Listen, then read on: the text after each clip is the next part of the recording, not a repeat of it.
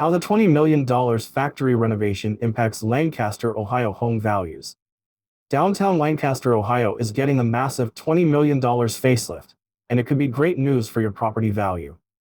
The old Fairfield Shoe Company factory is currently being transformed into 60 luxury apartments.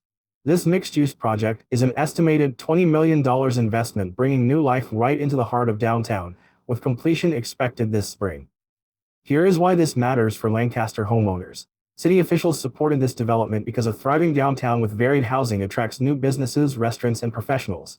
When the core of a city is revitalized, that demand ripples outward.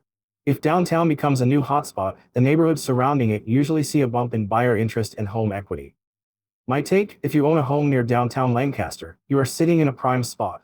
Keep an eye on how these luxury units price out, because bringing higher-end housing downtown can elevate what buyers are willing to pay to live in our city. If you are ready to sell or buy in the Central Ohio area, let's connect. Visit my website, LonnieEstep.com.